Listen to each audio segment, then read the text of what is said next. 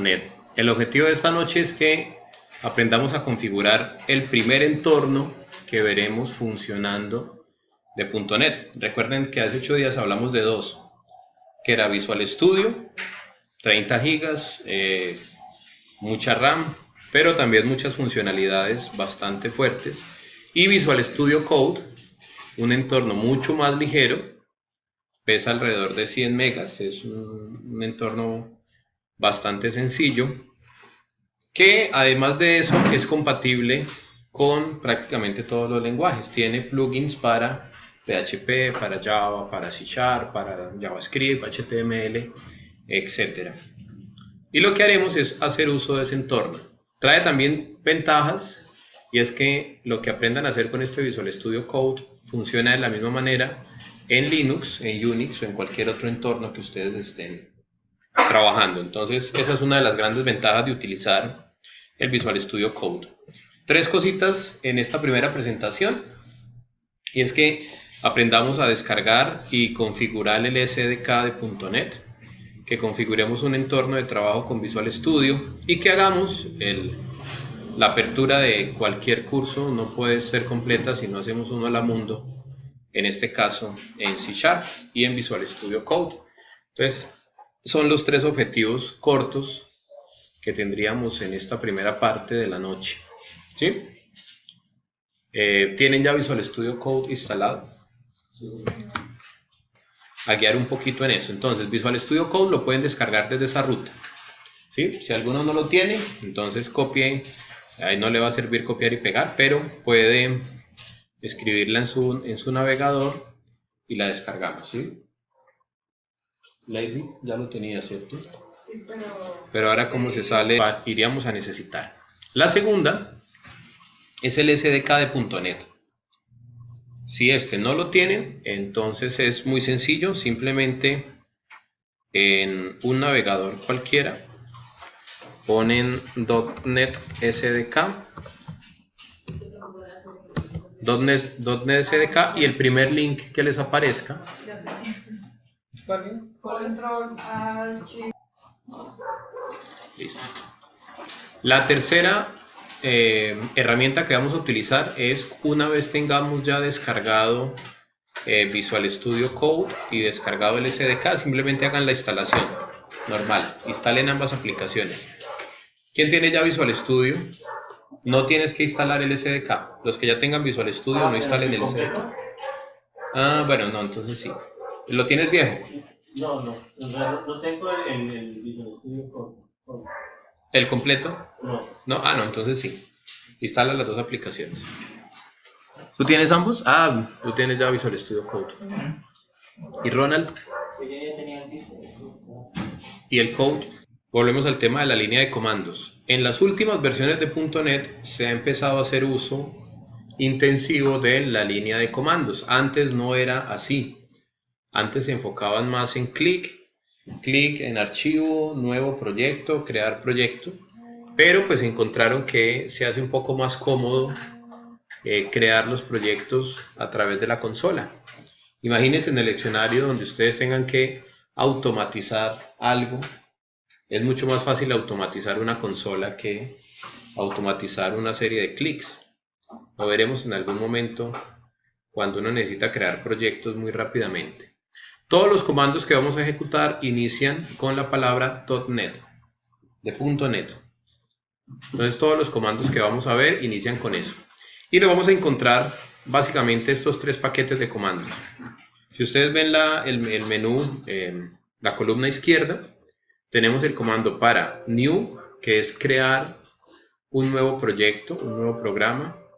Restore, que lo vamos a ver ahorita, es el comando que nos permite descargar las librerías de un programa. Build es para compilar. Publish nos permite publicar la aplicación en un servidor. Run nos permite ejecutar la aplicación. Y veremos también el test, que es muy interesante, que nos permite crear proyectos que prueben automáticamente nuestras aplicaciones. Esperamos también poderlo ver en algún momento. Vamos a hacer uso especialmente de estos 5 primeros. del new, del restore, del build, del publish, del run. Van a ser los que utilizaremos intensivamente. También estos de la columna central, que es para agregar paquetes y agregar referencias, ya lo veremos en su momento, y comandos avanzados para borrar paquetes de NuGet especialmente. Ya veremos de qué se trata ese tema de NuGet. Entonces, estos son los comandos básicos que tendremos. Paréntesis, las diapositivas y todo, yo lo publico en línea para que ustedes los puedan descargar tranquilamente. Y no tienen que, no se preocupen que yo se las comparto. ¿Listo? Y vamos a empezar. Entonces, creen una carpeta, por favor. Creen una carpeta en el sitio donde ustedes quieran, donde vayan a llevar la bitácora de la clase, lo que vayamos haciendo en clase. Simplemente yo ya tengo la carpetica y mi carpetica va a estar en esa ruta. Yo me voy a ir a mi disco D, me voy a ir a Workspaces, me voy a curso.net. Tengo una carpeta para el source y tengo una carpeta para la clase 1. Entonces, en esa carpeta donde voy a estar, voy a ejecutar ese comando que ustedes ven ahí en el fondo. Ejecuten ese primer comando, .NET, espacio new, espacio console, -o, y le ponemos hello world. Hola mundo. Perdón, es una O, no un 0. Y ya vamos a mirar qué pasa. Y ya les explico qué es cada uno de esos comandos que estamos viendo en pantalla. Una vez digitamos el comando, el .NET new significa nuevo proyecto, console es el tipo de proyecto que vamos a crear y el parámetro -o, lo que siga es el nombre del proyecto. En este caso el proyecto se va a llamar Hello World, Hola Mundo. Cuando le demos Enter, él va a hacer el proceso de creación del proyecto. Simplemente lo que él hace es crear el proyecto y cuando volvamos a nuestra carpeta, ustedes van a encontrarse algo como esto. Él ya nos creó una carpeta con el mismo nombre que nosotros hayamos ingresado en ese comando anterior. Y dentro de esa carpeta vamos a encontrar dos archivos y una carpeta. Vamos a encontrar el archivo program.cs, un archivo csproc, que es el proyecto, es por decirlo así un acceso directo a todo el contenido del proyecto, y una carpeta obj, que es donde se van a quedar la salida del proyecto cuando lo compilemos. Entonces van a encontrar ustedes esos tres elementos en la carpeta que se acaba de crear. Para ver el código fuente, muy fácil, simplemente nos movemos al directorio que se acabó de crear, al directorio Lamundo. Con el comando cd nos movemos a ese directorio para quedar allá y poder accederlo desde el Visual Studio Code y le decimos code. Entonces nos movemos al directorio que acabamos de crear, code. Y él nos va a abrir el Visual Studio Code en la carpeta que nosotros creamos en el paso anterior.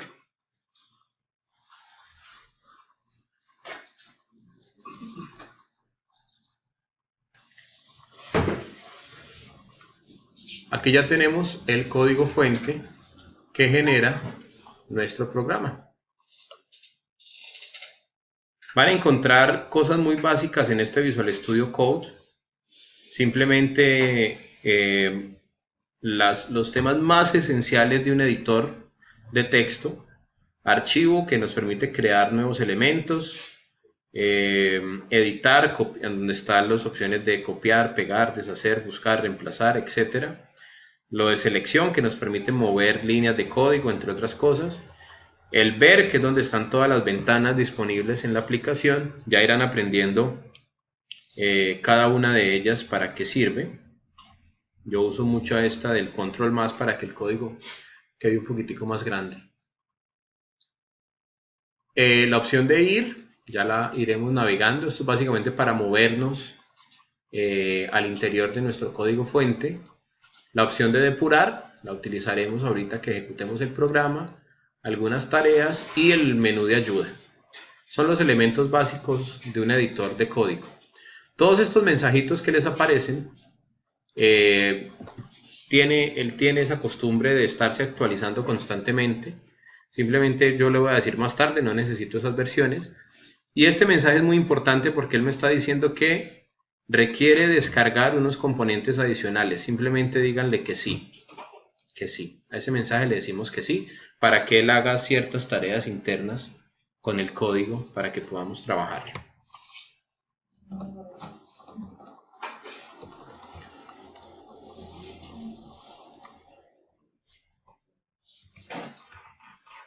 Esto que hicimos nosotros de crear este proyecto es simplemente crear el esqueleto para que podamos empezar a hacer nuestros programas.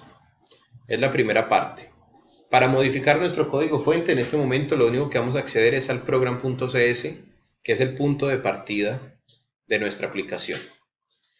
Si volvemos a nuestro Visual Studio Code, ustedes van a encontrar aquí en la parte inferior, donde están todos los iconos, hay algunas cosas que ustedes no tienen, ya veremos en un rato por qué. Denle clic a cualquiera de ellas, simplemente quiero que aparezca este panel inferior, donde está problema, salida, consola de depuración y terminal. Denle a cualquiera de estos símbolos inferiores y él nos va a generar este panel inferior. En ese panel inferior también tenemos una consola terminal, tal y como el símbolo del sistema que tenemos aquí abierto. Visual Studio Code también tiene una consola donde yo puedo ejecutar comandos como si tuviera el símbolo del sistema abierto. Esa consola me permite, los va a ejecutar en una versión de línea de comandos que tiene Microsoft que se llama PowerShell. Para nosotros no es relevante todavía que sea PowerShell o CMD, pero ahí es donde vamos a ejecutar los comandos. Entonces el primer comando que vimos era el .NET New. Recuerden que ese nos permite crear proyectos. En esa consola que tienen ahí debajo vamos a escribir .NET Restore. El restore es un comando que nos permite descargar las librerías o los paquetes a los que mi proyecto esté haciendo referencia. ¿Sí? En este caso no tengo ninguno, solo quiero mostrarles la funcionalidad del comando para que ustedes vean qué hace. Él restaura mi proyecto descargando las librerías que yo tenga configuradas. Es lo único que hace. El tercer comando que me interesa que aprendan es el .NET Build o Build. Pueden mirarlo ahí en la pantalla compartida. El .NET Build. El .NET Build, ¿qué es Build? Construir. Construir, digamos que es como compilar. Él va a hacer una comprobación de mi código diciéndome si tengo errores y me va a mostrar los errores. Entonces yo le doy Enter y noten la salida. Él hace una restauración y me dice que tengo una compilación correcta con 0 advertencias y 0 errores. Si yo tuviera errores en mi código, el famoso punto y coma, Visual Studio Code tiene esa funcionalidad que si observan que al final me deja en rojo. Me está indicando que ahí hay un error, pero si yo no me percato de ese error, porque es un archivo de 1000 líneas, y le doy Build, voy a encontrar que él me advierte del error. ¿Sí? Él me está diciendo, tiene un error en la línea 9, columna 46. Cada espacio que tengamos aquí es 1, entonces tendría que contar 46 espacios para darme cuenta que aquí al final es donde tengo el error. ¿Sí? Observen, línea 9, él me está diciendo que tengo en la línea 9, columna 46, me falta algo. Y él me trata de decir que se esperaba un punto y coma. Con agregarle el punto y coma, se me quita el error y cuando yo le dé Build, voy a obtener la salida correcta. Se esperaba punto y coma, no guardé. Permítame que no guardé. Ahora sí. 0 advertencias y 0 errores. ¿Listo?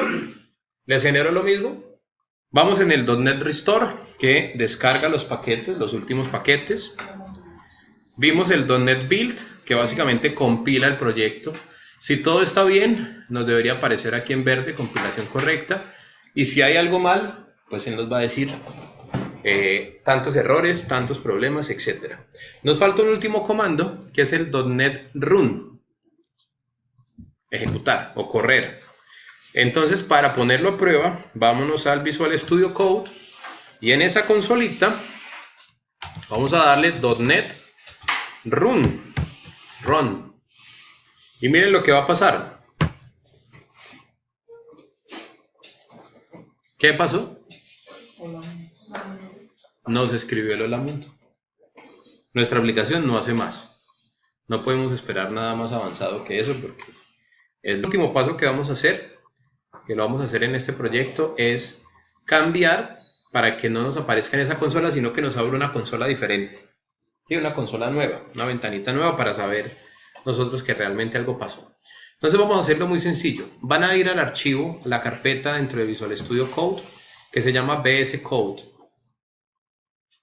Si no lo tienen, es porque en algún momento omitieron un mensaje que les aparecía por allá en la parte inferior. Demostrar, cargar los assets. Entonces simplemente cierran el Visual Studio Code y lo vuelven a abrir. Y él debería cargarle los últimos. Seleccionan el archivo launch.js, mírenlo aquí, launch.json, y le vamos a cambiar el texto que viene por defecto, que si miramos ese texto dice, en console, dice internal console, se lo vamos a cambiar por external terminal. Entonces dice internal console, vamos a cambiarlo por external terminal, guardamos el archivo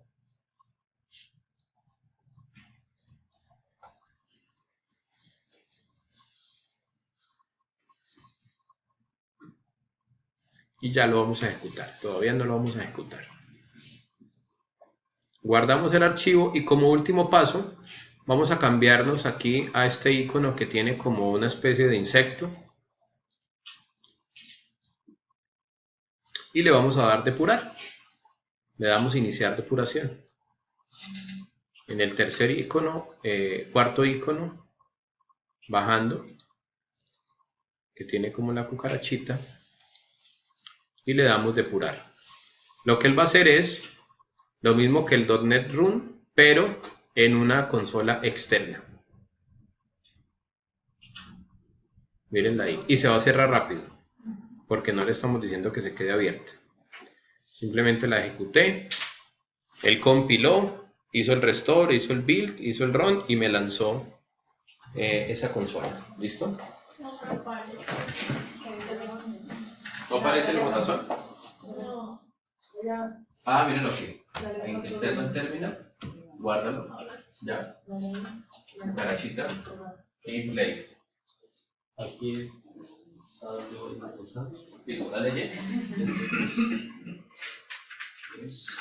Ok, ya. Nosotros sí, pues. Ese lo acabas de instalar, ya estaba instalado. Listo. Listo, perfecto.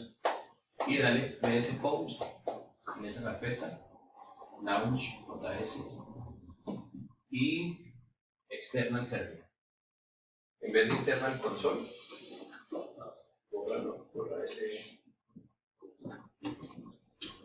Es más, si usted le da external terminal.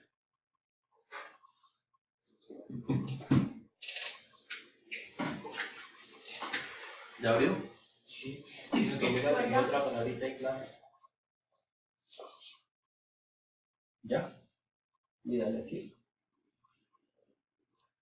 Depurar. ¿En qué parte se tiene eso? External terminal. Es que sale.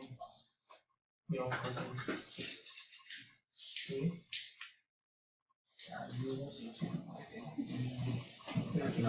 Ahí va. Listo, vale. ¿Te salió? Sí. ¿Cuál? Sí, ya. Listo.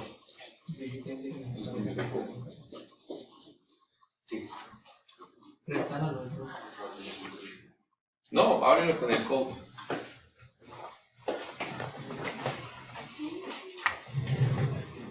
Bien, ¿qué tal? Puede parecer complejo. De hecho, yo les puedo decir que este mecanismo de crear los proyectos así lo vamos a hacer mientras estemos aprendiendo, porque yo espero que después de que ya sepamos cómo funciona .NET, nos pasemos a Visual Studio, ¿sí? Estos proyectos pues sirven mucho aprender a usar las cosas básicas del lenguaje, porque en un caso extremo donde ustedes solamente tengan una máquina Linux para hacer su proyecto, para corregirle un error a un programa, no van a tener todas las herramientas del Visual Studio. Entonces ahí viene lo útil de poder nosotros utilizar el Visual Studio Code con la línea de comandos. ¿Listo? El depurador integrado, simplemente le damos clic en el icono de bug, de error, o el que está matando el error básicamente, y le damos play. Cuando le demos play, la aplicación va a hacer eso que ya hicimos. ¿Sí? Simplemente va a lanzar una consola, porque ya hicimos esa configuración.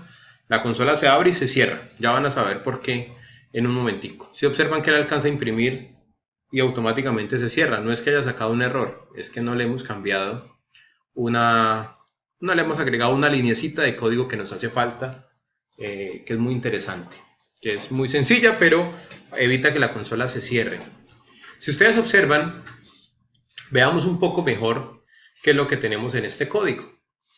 ¿Qué tenemos aquí? Tenemos en la línea número 1 esa palabra using. ¿Qué significa using?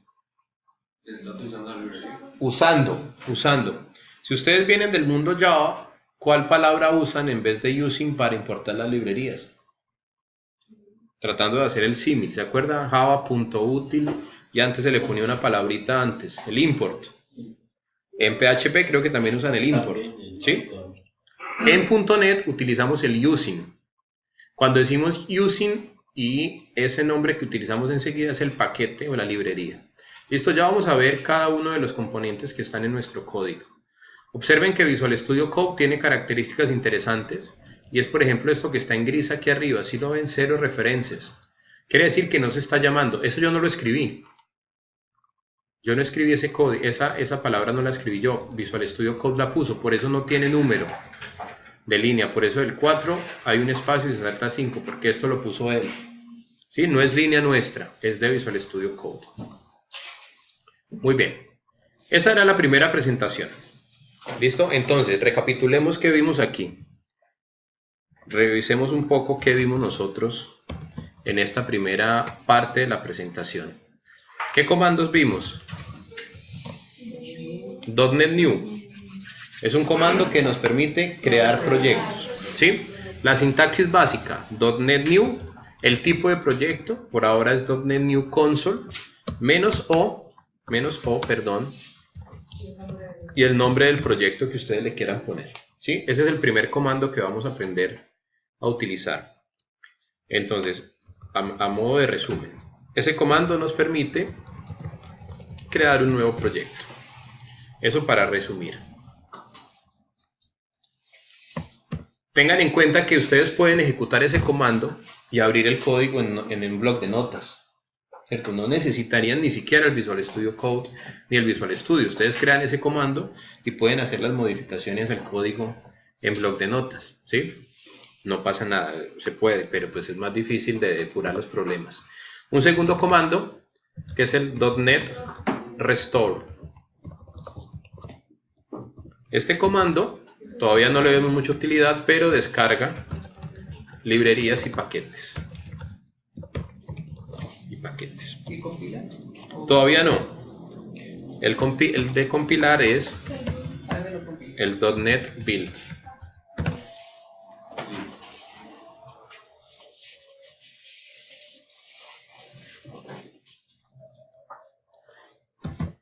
Y el último comando, el .NET Run, que ese comando básicamente ejecuta la aplicación.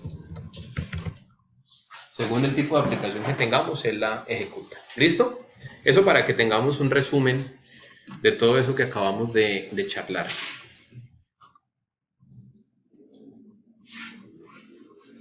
Lo que vimos en la clase pasada de la teoría y la filosofía de .NET y lo que acabamos de ver en este rato, en esta horita y media tal vez, que llevamos referente a la configuración de la herramienta, es en preparación a esto que vamos a ver. C# es un lenguaje de alto nivel. Entonces ustedes dirán, ¿cómo así que lenguaje de alto nivel? Si uno se devuelve un poquito más en la historia, uno va a encontrar que tenemos varios lenguajes. Por ejemplo, tenemos un lenguaje que llamamos el lenguaje de máquina. ¿Qué características tiene el lenguaje de máquina? ¿Sí? Dicho de manera sencilla, ceros y unos. ¿Cierto? Los lenguajes o el computador en la parte más baja pues se entiende a nivel de electricidad, prendido o apagado, pero subiendo un poquitico más de nivel, no tan abajo, se supone que entiende ceros y unos, ¿cierto?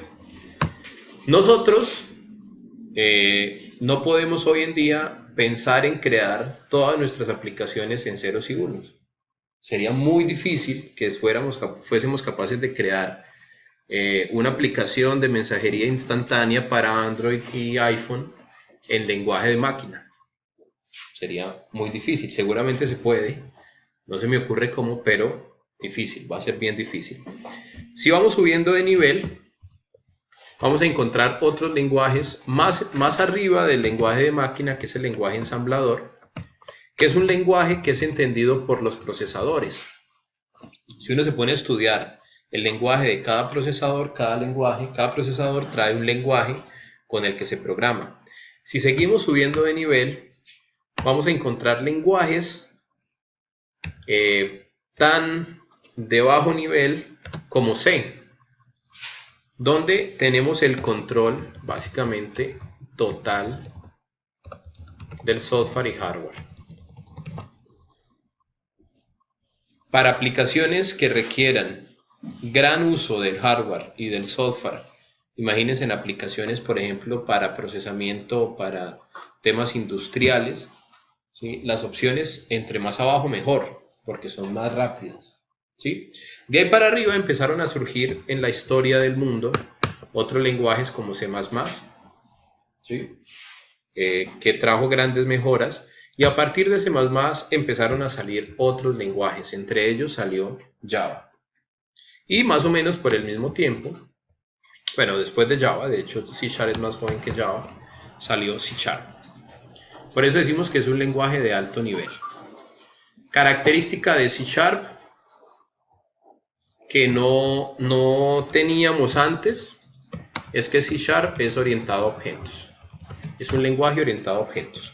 Como característica importante del lenguaje, cuando estemos programando debemos encontrar eso, que es un lenguaje de programación orientado a objetos, ¿sí? Ya tendrán ustedes la oportunidad de leer mucho más sobre el lenguaje y de profundizar más. Digamos que hay cosas que nos vamos saltando para poder avanzar y que ya ustedes se motiven a aprender más del lenguaje. Vamos a hacer 4 cosas. De hecho, vamos a hacer un poquito más de las que están aquí. Unas 6, 7 cosas. Un programa simple en C#. Cómo creamos variables, cuáles son los tipos de datos, cómo hacemos variables y los valores que podemos representar en nuestro código. Entonces, si ustedes miran este gráfico, todavía parece algo confuso. Tenemos varios tipos de datos. Tenemos datos booleanos. ¿A qué les suena booleano? Booleano sería el verdadero. Verdadero, Falso, verdadero. Tenemos datos, si ustedes ven aquí, hay enteros. Estos que están aquí en la parte de arriba son enteros. Ya les voy a explicar la diferencia entre los diferentes enteros. Por ejemplo, qué significa uint de 16 y qué significa int de 16, int de 32, int de 64 y cada uno de los tipos de datos. Entonces, esta primera diapositiva nos va a mostrar los diferentes tipos de datos disponibles en C#.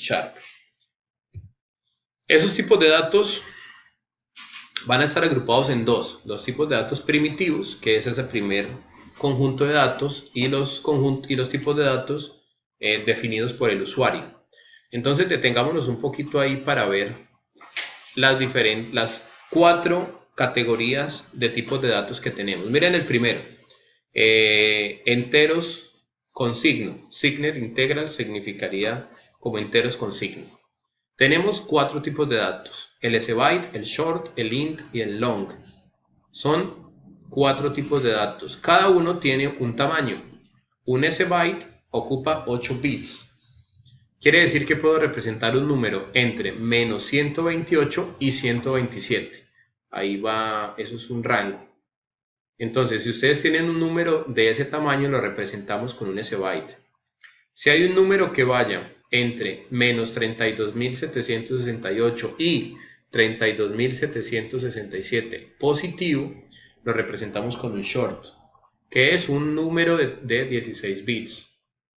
El de 32 bits es un entero, el que formalmente conocemos como un entero, que va de entre menos 2 millones y 2 millones alguito. Y el long, que es un número de 64 bits que va, no sé cuánto sea eso, desde un número muy grande, negativo, hasta otro número gigantesco, positivo. Vamos a tener desde un número muy pequeño hasta un número muy grande. Vamos a tener lo opuesto, digamos, más que opuesto, es como lo complementario en enteros sin signo, un signet, por eso la U. Vamos a ver el byte de 8 bits. Miren que la diferencia entre el byte y el sbyte ocupan 8 bits. La diferencia es que el primer bit lo está utilizando para guardar el signo, este de arriba, mientras que el de abajo no. Entonces uno tiene que saber decidir qué tipo de dato usar dependiendo del problema. Si la variable que usted va a usar va a almacenar números enteros positivos y negativos, pues debo escoger uno de estos de arriba.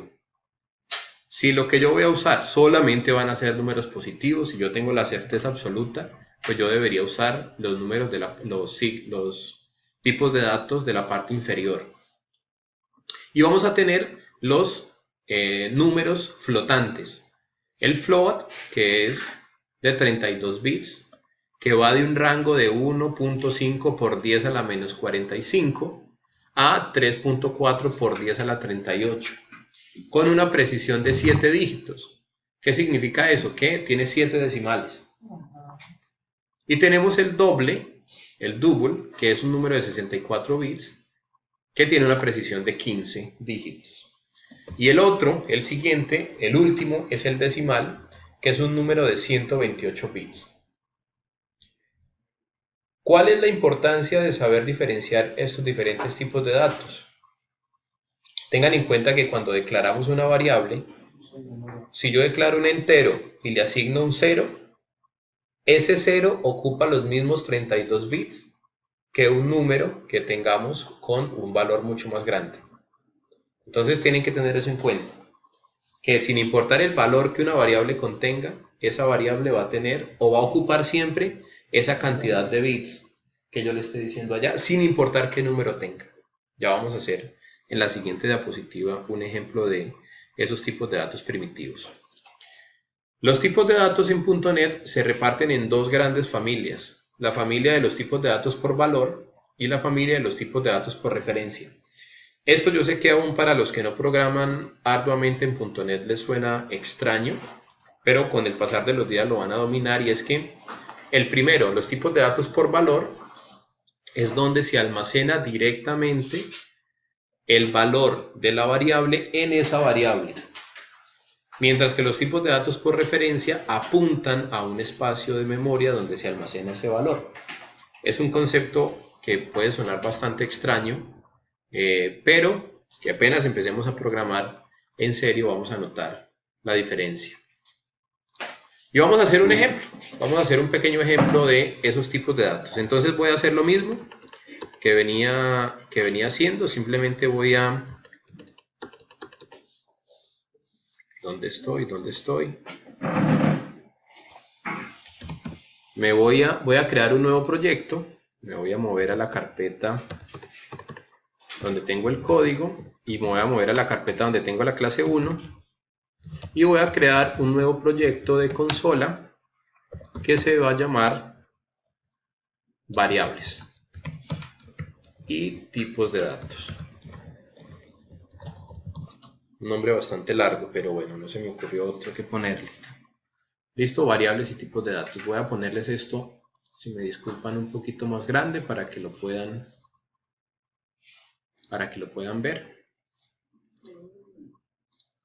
De pronto ahí se ve mejor. Listo, entonces, en la carpeta donde van a tener los proyectos de la clase, digiten el comando .NET New Console -o, siempre pongo un 0, -o,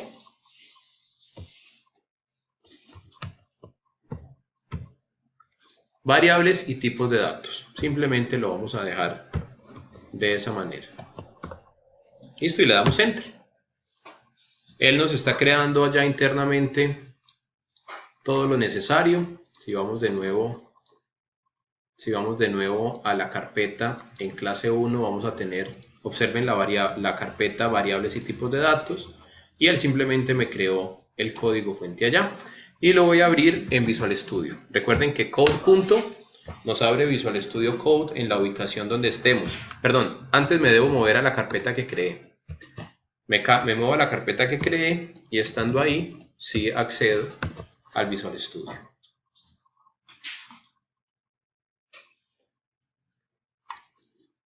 Aquí tenemos el Program CS.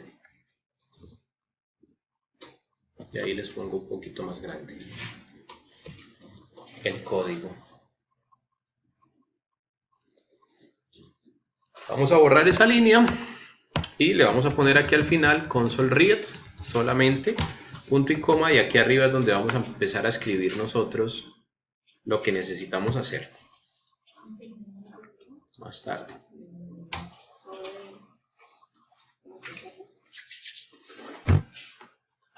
Mucho bolear tecla. Bueno, vamos a declarar tipos de datos.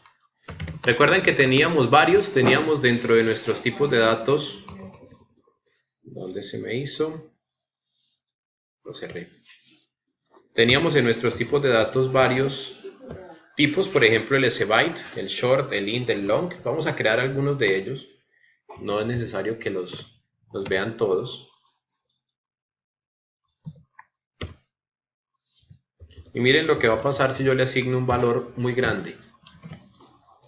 ¿Cuánto me cabe en el sbyte? Si se acuerdan del slide anterior, decíamos que en el sbyte podíamos meter entre menos 128 hasta 127. No nos cabe un 200, ¿cierto? Entonces él nos exige, Visual Studio y .NET hacen ahí una comprobación del tamaño, y él nos exige que tenga un tamaño útil. Un tamaño que sea dentro de los parámetros de ese tipo de dato. Esto me sirve para mostrarles tres cosas. Si ustedes observan, tenemos, cuando estamos declarando una variable, que es toda esa línea 11 que tengo marcada, tenemos 4 elementos importantes ahí. El primero es el tipo de dato. En C# el tipo de dato va antes de la declaración de la variable. En este caso sabemos que es una variable tipo entera. Y nos vamos a encontrar con propiamente el nombre de la variable. La variable se llama variable. El igual que es en la asignación del valor y el valor que le estamos asignando a esa variable.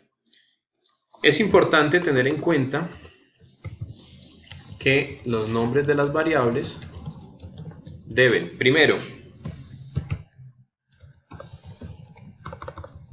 los nombres de las variables deben primero empezar con letra o raya al piso. No podemos nunca iniciar una variable con un número, porque es un error. ¿Sí? Las variables empiezan con una letra, sin importar si es mayúscula o minúscula, o con un raya al piso. No pueden iniciar con ningún otro símbolo, porque cualquier otro símbolo que utilicemos, .NET lo va a reconocer como un error. ¿Listo? Entonces las variables deben empezar con letras o con un raya al piso. Segundo, no pueden contener espacios. Es decir, no vamos a poder encontrar algo así. Variable espacio definida. Es un error en la escritura, no es posible. Visual Studio nos va a sacar un error y .NET no lo va a compilar. Dentro del nombre, es decir, al interior del nombre, sí puede tener números. Entonces ustedes pueden decir variable 1. Eso es correcto, ¿sí? Y tampoco puede tener símbolos, excepto el raya al piso. El raya al piso es el único símbolo que pueden utilizar dentro de la declaración de una variable. Puede tener letras, números y raya al piso. Y hay que tener en cuenta como quinto punto que C# es sensible a mayúsculas y minúsculas. Quiere decir esto que si yo tengo la variable, esas dos variables son diferentes. Variable con minúscula es totalmente diferente a variable con mayúscula, ¿sí? Si cambian una letra, siguen siendo totalmente diferentes. Y vamos a encontrarnos también que una variable, que declarar una variable lleva 3 puntos.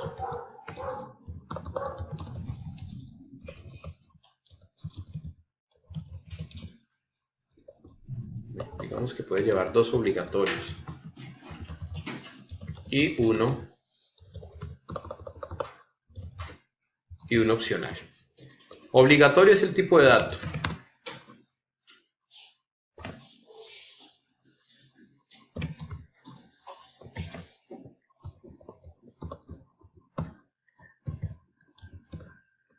Cuando estamos declarando una variable es obligatorio el tipo de dato y el nombre de la variable.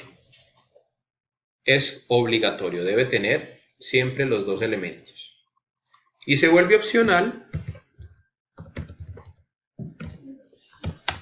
el valor que le vamos a asignar, y el valor lo asignamos nosotros a través del operador igual y le asignamos un valor. Tengan en cuenta que cuando estamos trabajando con valores enteros, los valores enteros, pues como su nombre lo indica, no llevan puntos, mientras que los valores dobles sí llevan un punto, ¿sí? Esa es la gran diferencia entre los dos. Tenemos también variables booleanas. El booleano es una variable que nos va a almacenar un valor true o false. True o false son palabras reservadas del lenguaje. Puede ser también falso, si lo desean. Vamos a tener también variables tipo char. Char es un carácter, un solo carácter, y un solo carácter va encerrado entre comillas simples. Un solo carácter, por ejemplo, es la Z. Todo eso que nos aparece en verde es porque no lo estamos usando. Si nos paramos encima nos dice que la variable es asignada pero su valor nunca se usa, entonces es una advertencia. No es un error, sino una advertencia.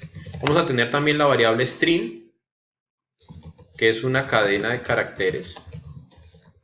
Y la cadena de caracteres va entre comillas dobles.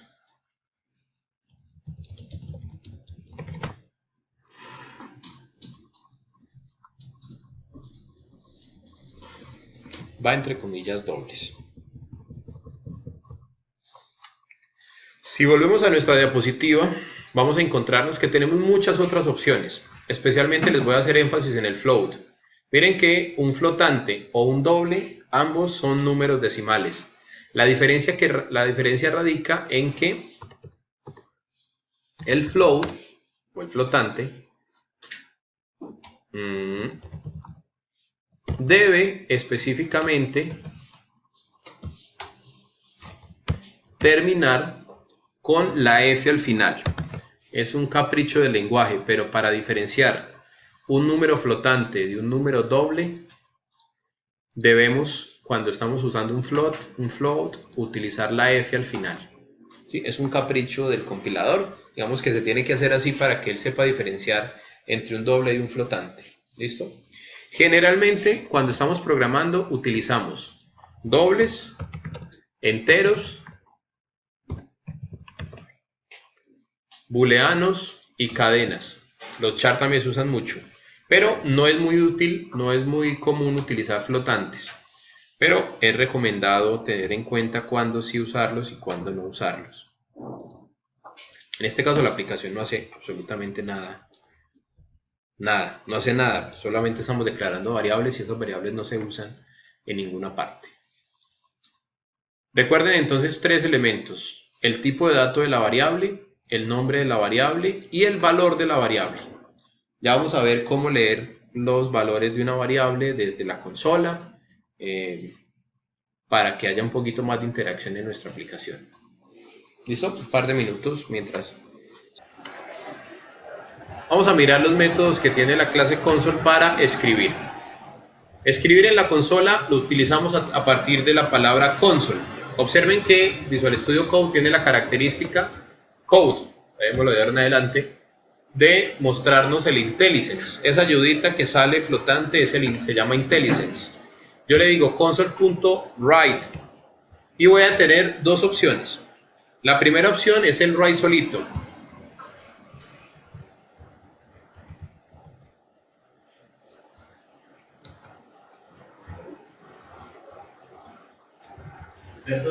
Después de que esté en la carpeta del proyecto, en el nombre del proyecto, ¿qué haré el comando que tengo que ejecutar? CD, para moverse adentro. No, por eso, ya sé, para... Ah, code. Code punto, para que él abra.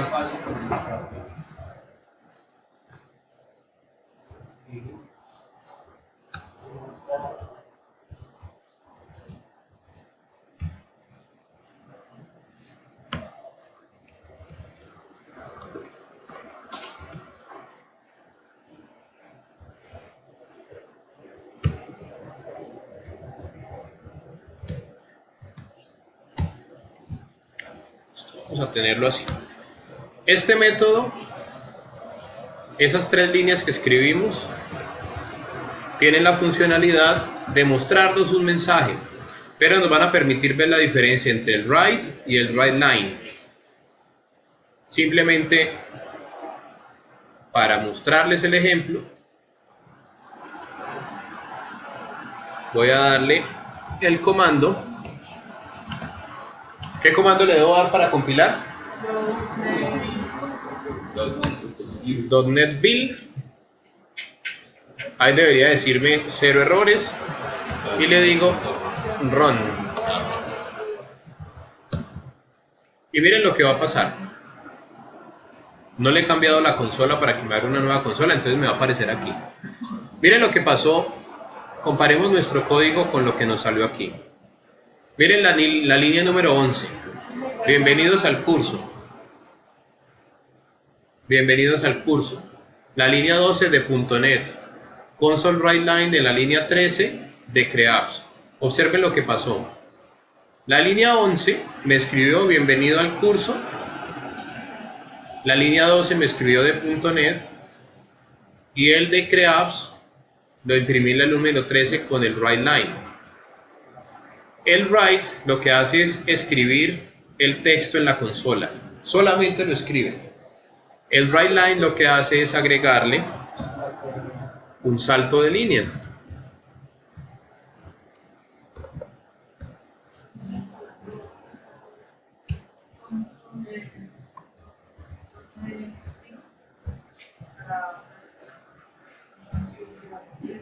Sí, volvámoslo a ejecutar para que vean la diferencia entre los dos. ¿Sí la ven? Aquí abajo le das clic en cualquiera de estos sitios de abajo, de estos iconos de la parte inferior, y ya con eso, o en IR, o en ver, creo que en ver aparece terminal integrado. Entonces, el write escribe, pero no agrega un salto de línea. El writeLine escribe el texto y agrega un salto de línea. ¿Sí vieron que de CreApps a cómo vamos hay un salto de línea? Hay un enter. Él agrega un enter. Y de CreApps todo eso también. Sí, sí, mira, porque aquí CreApps y en la otra línea me puso cómo vamos. Eso va después, ¿no? Va después. Va después. Sí, pues pone al final. Al final de la línea. Al siguiente comando lo pone debajo. Sí, Agrega, después de que imprime el contenido, agrega un salto de línea para que el siguiente quede un renglón debajo. Ese es el comando básico para la escritura. Entonces les doy un minutico si lo quieren escribir y probarlo. Ahí van poniendo a funcionar los dedos.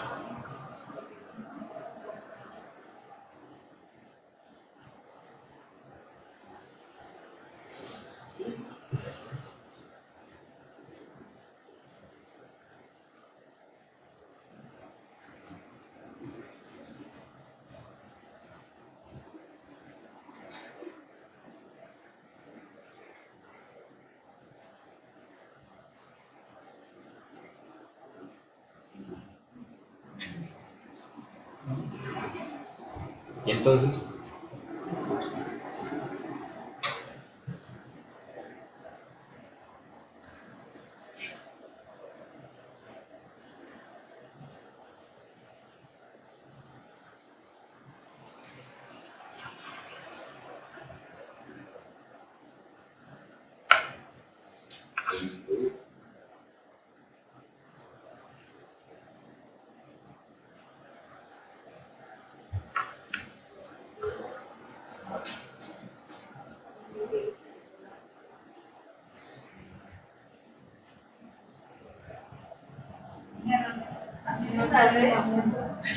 señora,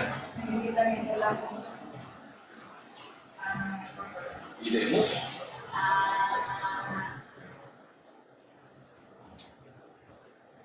¿Este dónde está? Ah, Sí, no, está guardado. Lo has guardado, sí, tiene el puntico arriba.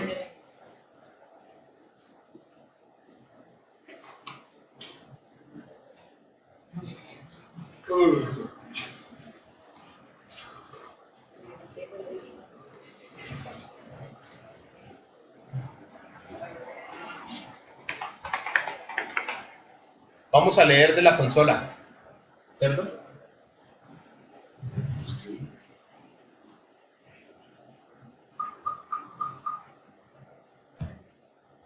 Voy a hacerle un pequeño cambio, voy a quitarle aquí y voy a dejarle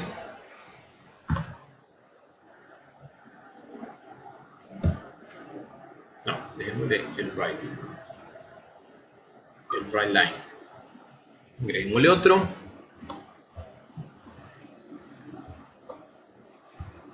La influencia es del...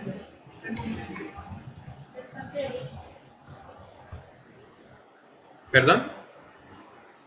El right y right line es el espacio que da. ¿Este? Sí, señor. Ah, lo puse precisamente para que quedara Sí, el espacio. ese espacito. Si no, no habría espacio.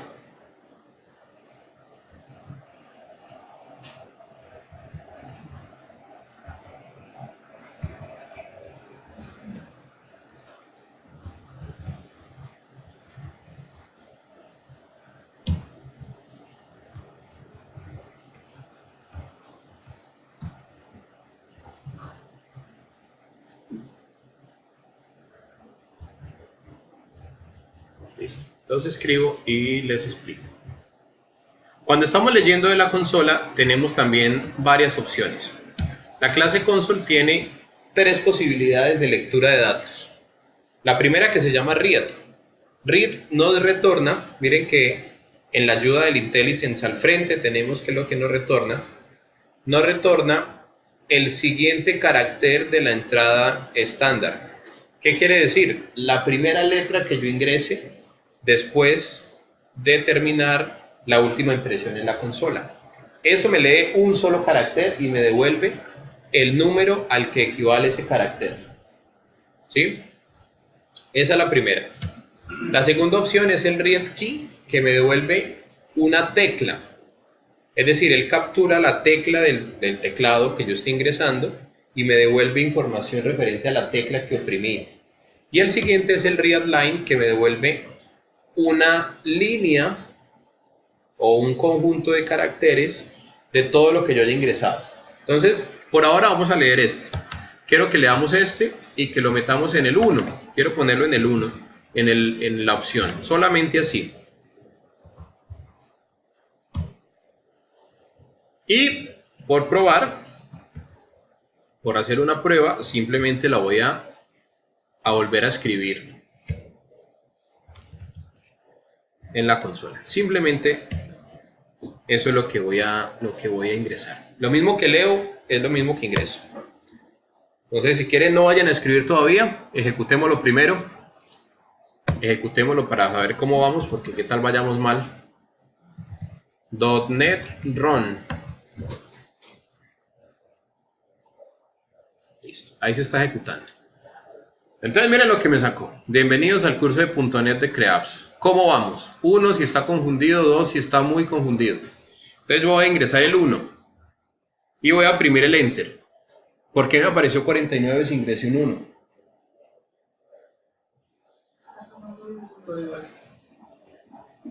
El código ASCII. Entonces existe una tablita de algo que se llama el código ASCII. El código ASCII básicamente es, a ver si encontramos una buena. El código ASCII básicamente es esto. Cada número, cada símbolo, cada letra tiene un referente numérico. De tal manera que el 1, ¿dónde está el 1? De tal manera que el 1 equivale a 49 en código ASCII. ¿Sí? ¿Por qué? Vamos que la tablita ha existido siempre. Yo nunca he buscado por qué. Uno sabe que al 49 es el 1, que al 64, al 64 es la arroba, por ejemplo. Tengo de tarea buscar qué significa ASCII. Pero entonces sabemos, según la tabla del código ASCII, que el 1 es igual al 49. Entonces siempre que ustedes ingresen un valor en la consola, ingresemos otra cosa que no sea eso. Ingresemos otra cosa. Por ejemplo, voy a ingresar una A. La A vale 97. ¿Sí? Cada letra, cada número o cada símbolo del teclado tiene un correspondiente valor. Hicimos un programa para... En código ASCII. Hicimos un programa que me convierte en código ASCII. Pero vamos a seguir utilizando esas opciones. ¿Listo? Ahí leímos de la consola. ¿Por qué leyó la A si usted le asignó que era un entero? Porque el read siempre me devuelve un entero. Le dice que le devuelve un Me entero. devuelve el código ASCII de la letra, símbolo o número que yo ingrese allá. ¿Sí? Vamos a hacer uno con una cadena. Entonces, ahí ya leímos el valor. Vamos a mostrarle otro. Vamos a ingresar un write. ¿Y si lo hace al revés, string? No, me saca un error. Si yo pongo aquí un string, Y si coloca al revés, un número. si yo coloco un string me sale un error, porque este me retorna siempre un entero. Ya vamos a mirar uno donde nos sale una cadena. Entonces vamos a decir, ingrese su nombre en un console write, ingrese su nombre y vamos a leer ahora sí en una cadena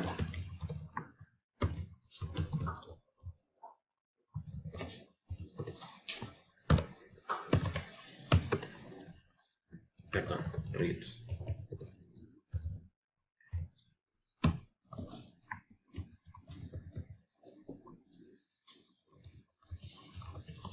Y vamos a imprimir el nombre.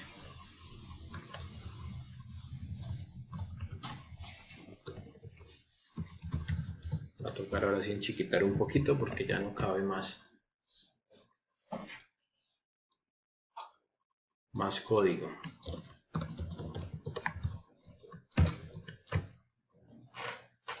Lo ejecutamos y ya hagámosle la configuración para que nos salga una consolita externa.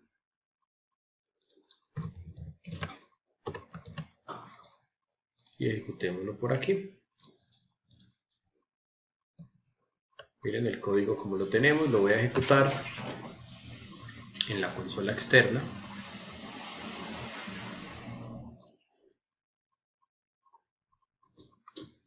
Y listo. Mírenlo aquí. Bienvenidos al curso de .NET de CreApps. ¿Cómo vamos? 1 si está confundido, 2 si está muy confundido. Entonces puse el 1. Me dice ingrese su nombre. Aquí le voy a ingresar el nombre completo. Él, changos, no me esperó. No me esperó. Tiene que esperarme.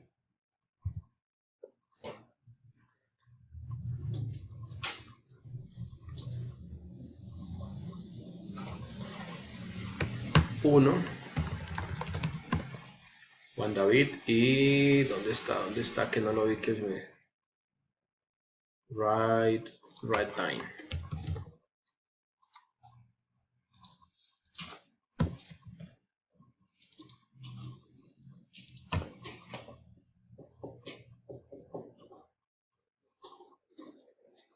Y es el nombre, imprimo y luego imprimo el otro.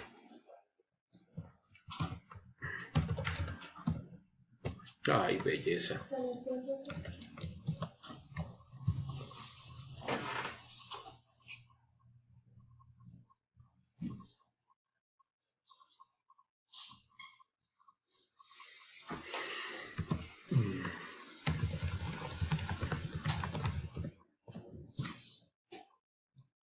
Leí la variable. ¿Qué me está cerrando? A ver, ¿qué estoy haciendo mal? Right.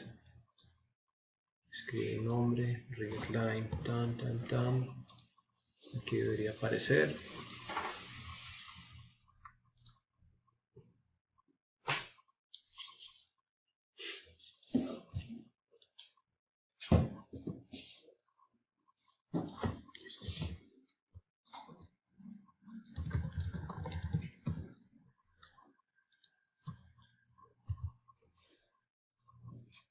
Ah, ok, ni siquiera está esperando aquí. Él está leyendo y de una vez está terminando. Entonces, después de leer esta opción, voy a agregarle, lee la opción, la meto en opción, agreguémosle un write.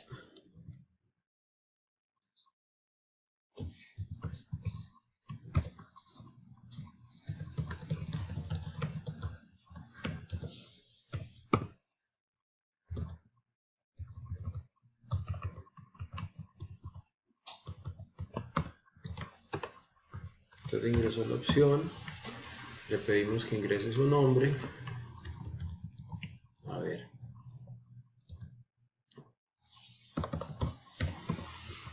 Ingrese su nombre, lo leemos, lo asignamos a la variable. Bueno, voy a ver que ahora sí, si explota.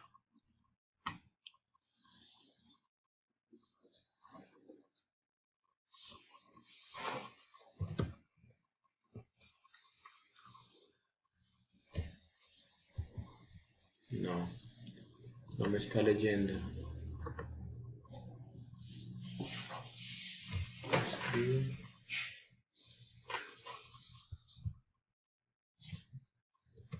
Está, ingresa su nombre, listo. Vale. Pero no me está volviendo a leer aquí.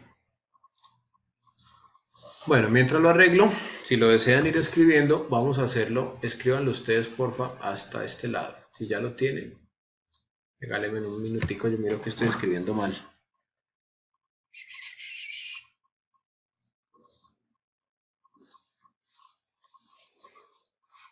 Leo, la meto aquí.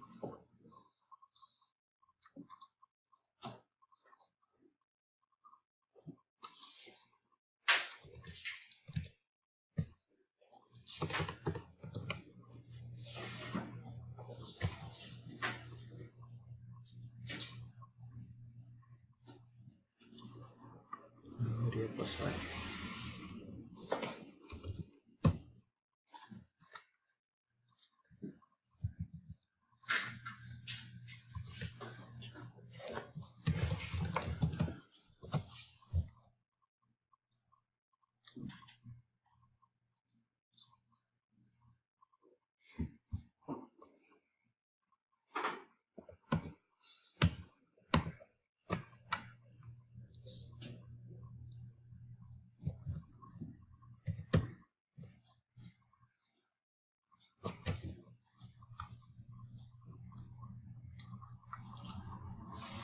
ingreso el 49.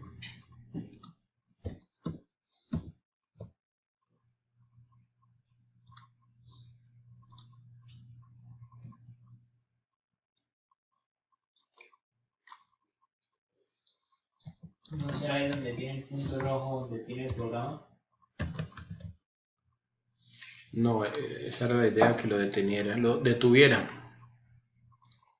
Es que no sé por qué se está quedando algo sin leerse y pasa derecho y no se espera. Cuando uno llama el console readline, él debe esperar a que yo le ingrese un texto para poder seguir. Entonces, como si algo se hubiera quedado ahí. No, pero sigue dejándolo ahí.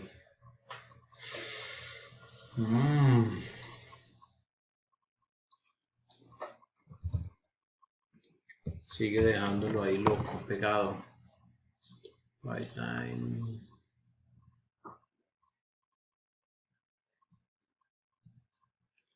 Tin, tin, tin. Perfecto, lo metí aquí. A ver.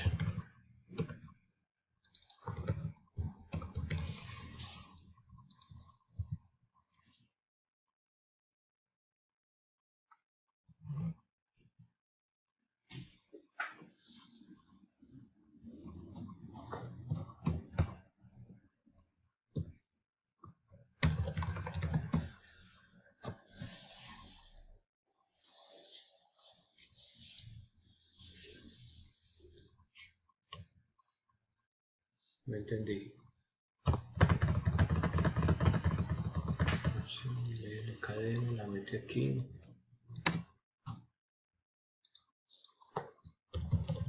Luego la imprime.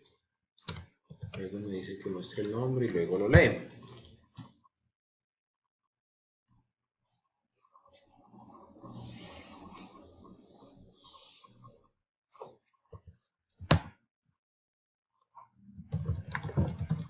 Ya. Tenía mal el read. Bueno, completemos el ejercicio así, por favor. Y ya vamos a cambiar a ver qué significan todas esas cadenas que estamos pegando ahí. Voy un poquitico más pequeñito para que lo puedan ver todo. Si quieren simplificar para que no nos queden tantas líneas, podemos recoger esto así para que nos queden pegadas estas líneas. Simplemente como medida de organización.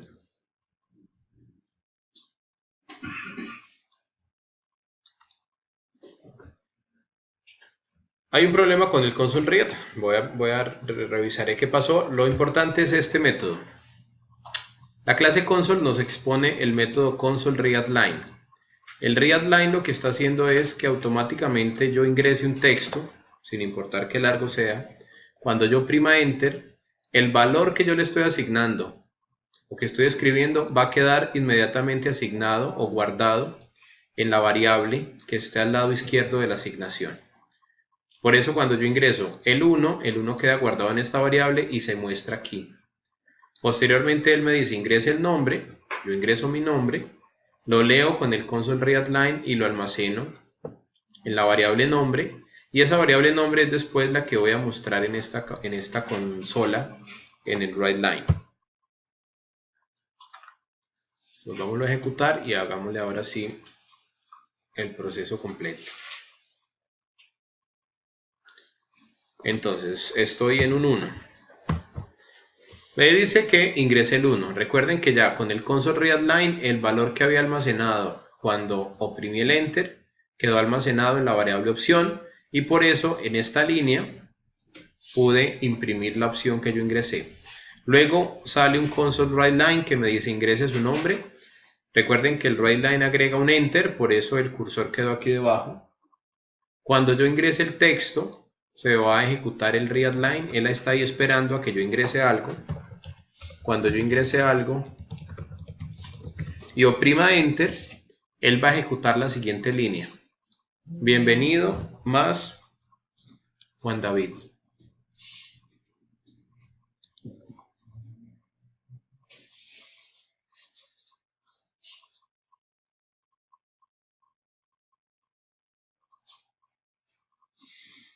Entonces, si quieren, por favor. La clase convert. Vimos el tema de variables, recordando que una variable tiene un tipo de dato, un nombre y un valor. ¿Sí? Ustedes con las variables se pueden hacer diferentes operaciones. Las operaciones que podemos hacer con las variables son muy parecidas a las que hacemos matemáticamente. Recuerden que tenemos también diferentes operadores. ¿Qué operadores tenemos? Tenemos los operadores. ¡Ay, se quedó ahí pegado! Aritméticos. ¿Cuáles? La suma, la resta, la multiplicación, la división, los paréntesis. ¿Sí? Aquí no hay corchetes ni llaves dentro del código, dentro de las expresiones. Quiere decir esto que nosotros podemos hacer en este caso, por ejemplo, se supone que si yo divido la estatura entre el peso, yo no sé cómo sea la fórmula, eso hacen una fórmula para saber si uno está obeso o no. Sí, Yo ya debía haberme aprendido. ¿Cómo es? Creo que la estatura al cuadrado dividido por el peso. La estatura al cuadrado dividido por el peso, alguna de esas fórmulas, ¿sí? Entonces es importante saber que esas fórmulas las podemos hacer nosotros también en el código. Es importante saber que no existe de manera directa en C# cómo hacer la potencia. ¿Qué es? Por ejemplo, si fuera la estatura al cuadrado, ¿qué tendría que hacer yo? Estatura por estatura. O existe una clase adicional de .NET que me permite elevar a la potencia. No existe implícitamente en el lenguaje un estatura a la 2. ¿Sí? Si yo quiero elevar a la 2, o multiplico así, o hay una clase que se llama la mat.pow, donde yo le pongo el valor, coma, la potencia. ¿Sí? Y él me hace la potencia. Eso es estatura al cuadrado. ¿Listo? Entonces esa es una forma de hacerlo. Recuerden también que hay un orden en los operadores. Si nosotros tenemos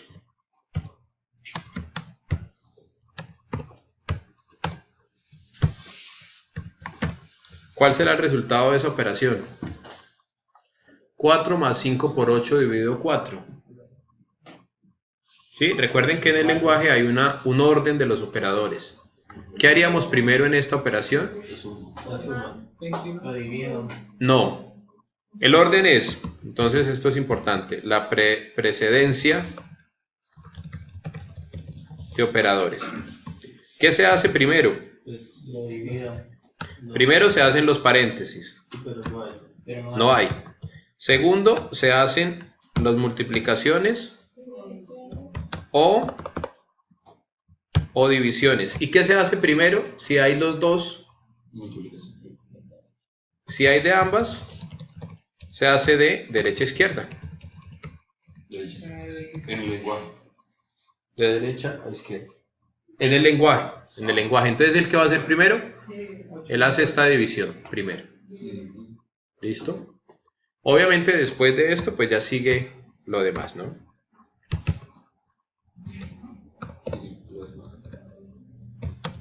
Que ya son las sumas y restas, y hay como último punto el igual, que es la asignación. Eso en cuanto a los operadores matemáticos. Matemáticamente o aritméticamente tenemos esas operaciones. Se supone que esto va a ser 8 dividido 4, 2, 2 por 5, 10, más 4, 14. Esperamos que operación quede con 14. Ese debería ser el resultado de operación una vez terminado ese proceso. Eso en cuanto a los operadores matemáticos. Hay un operador que nos falta aquí, que es el operador del igual. Se los aclaro porque tenemos varios tipos de iguales. Hay el igual y el igual igual. El igual es la asignación. Una variable es igual a el valor de otra variable. En cuanto y el igual es el comparador. Tenemos también lo que llamamos los operadores relacionales. Los operadores relacionales son el menor, el mayor, el menor igual, mayor igual, el diferente y el igual. ¿Sí?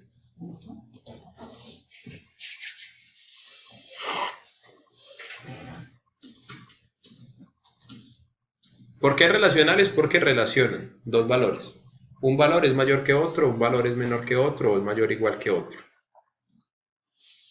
Esos valores siempre nos generan un valor booleano, es decir, un valor verdadero o falso. Los operadores aritméticos me generan un número, entero o doble, dependiendo de lo que sea, y los operadores relacionales siempre me generan un valor booleano. Los operadores relacionales solamente solo se utilizan en las sentencias, ¿no? No, se pueden utilizar en más momentos, digamos, para, por ejemplo, decidir, usted necesita hacer un programa que decida si hoy es martes. Entonces, hay una serie de operaciones, saca el día y mira qué día es y hace unas preguntas y decide si pero igual se utilizan las sentencias. Sí, sí. Por ejemplo, resultado. Queremos saber si la persona que viene arriba es mayor que 18 años. ¿Sí? Se supone que dependiendo de lo que venga arriba, este resultado tendrá un valor verdadero o falso. Es la única posibilidad, que dé true o false. Ojo, no es 0 y 1, porque 0 y 1 en C# son números. ¿Sí? En algunos lenguajes, en JavaScript, por ejemplo, 0 es verdadero, perdón, 1 es verdadero y 0 es falso. Aquí no. True es verdadero, falso es falso, y 0 es un número y 1 es un número. ¿Listo? Esto en cuanto a los operadores relacionales. Vamos a tener también, y los vamos a usar en el if, los operadores booleanos. Son parecidos a los relacionales, pero básicamente están en una categoría diferente porque son el i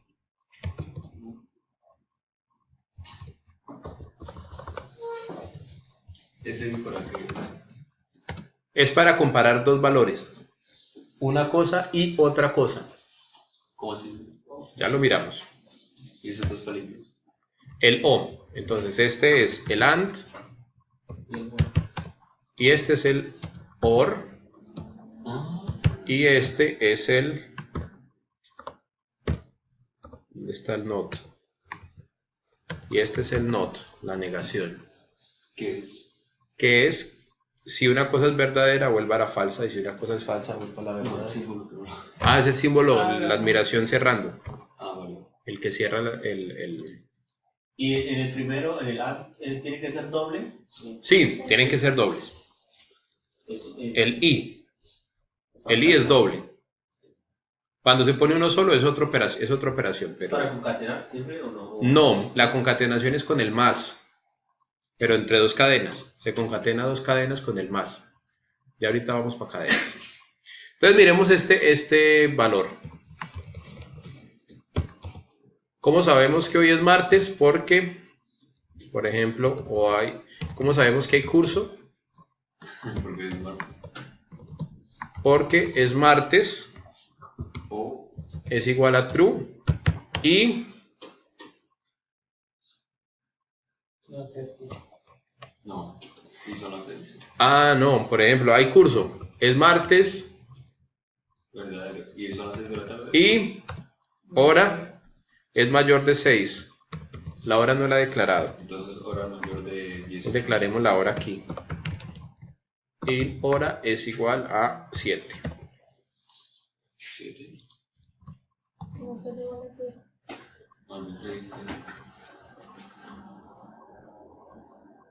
El operador es martes, no se puede usar aquí. Martes es igual hoy día. Entonces día, vamos a declarar una variable aquí día. Supongan que eso lo estamos sacando por allá de algún sitio loco. Cuando veamos fechas, vamos a aprender a saber cómo saber si hoy es martes. Por el reloj del computador. Sí. Cómo saber en tiempo de ejecución si hoy es martes. Entonces miren este ejemplo.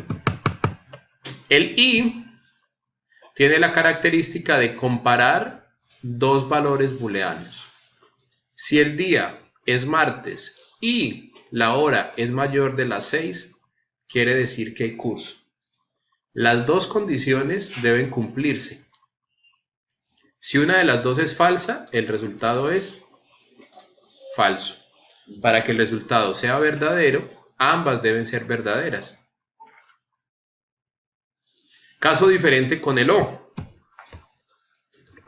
Con el or,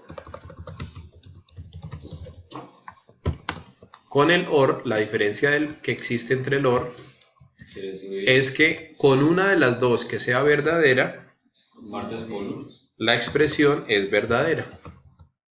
Martes con sábado. ¿Sí? Con una de las dos que sea verdadera, las dos se vuelven verdaderas. Las tablas de la verdad. Sí, las famosas tablas de verdad, de por allá de esos primeros semestres. Eso uno lo ve, pero no lo pone en práctica sino hasta que se enfrenta a un problema donde uno dice, debía haber estudiado eso con más disciplina. Hay decisiones bastante complejas de hacer ahí. ¿Listo? Entonces es importante que entendamos que el resultado de un operador booleano es verdadero o falso. ¿Sí? No hay ninguna otra posibilidad. Eso es lo más importante de ese proceso, que es verdadero o falso. ¿Quién ejecuta la verdadero o falso? Este va a dar verdadero y este también. Porque ambos son verdaderos.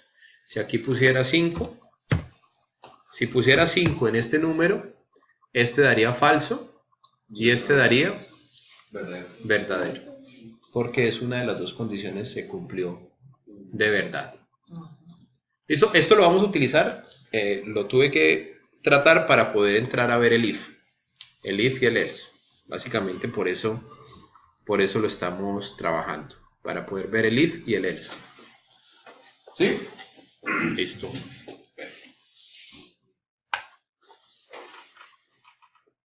Entramos al último pedazo de tema del día, las sentencias. La sentencia la vamos a dividir en tres grupos. Primero, las sentencias de selección, que son básicamente dos. If, else, están dentro de un solo concepto, y el switch, que son las sentencias de selección. Vamos a ver las sentencias de iteración, que son 4. Simplemente lo vamos a tratar. Eso no se entiende hasta que se hacen ejercicios. Entonces haremos un par de ejercicios en nuestro próximo encuentro. El while, el do while, el for each. Y las sentencias de salto. Tal vez estas sean las más extrañas, que son 3 elementos: el break, el continue y el go to. Pero el break no va de la mano con el switch. No necesariamente. Se puede utilizar en otros ciclos, en un for, o en una decisión, o en un método. Sí, son sentencias que se pueden utilizar independientemente. Entonces vamos a dividir las sentencias en esos tres elementos. Listo. Para continuar, voy a crear otro proyecto para que nos quede en nuestro código.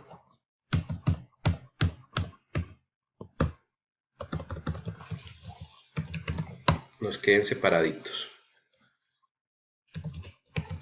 Entonces creen un proyecto que se llame sentencias, por favor. Ya son unas máquinas para echar .NET New Console. ¿Energía?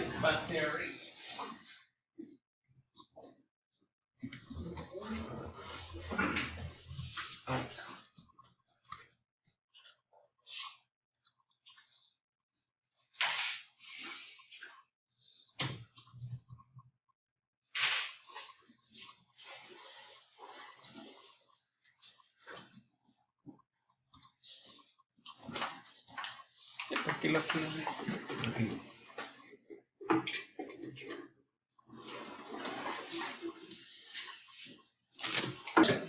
lo que siempre se hace,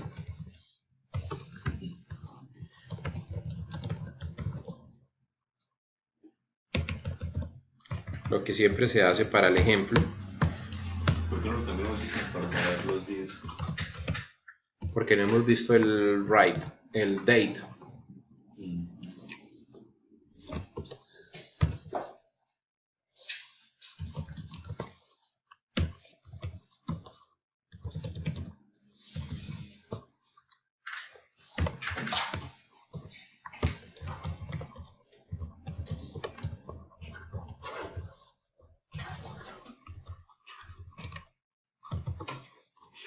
Listo, entonces vamos recogiendo un poquitico lo que ya vimos. Imprimimos un mensaje, le decimos al usuario que ingrese la nota 1, leemos la nota 1 y la almacenamos en la variable, y voy a almacenarla simplemente, voy a repetir ese proceso 4 veces en las 4 notas.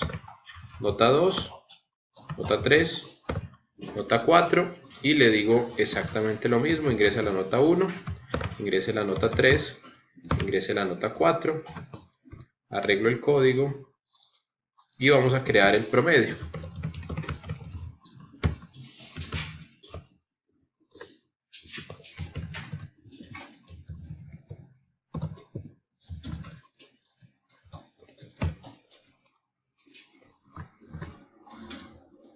Todo eso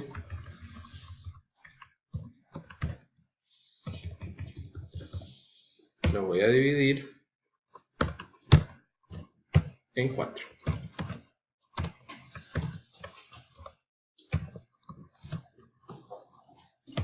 Todo esto para poderme preparar para explicarles el if. Solo un poquitito. Ahí.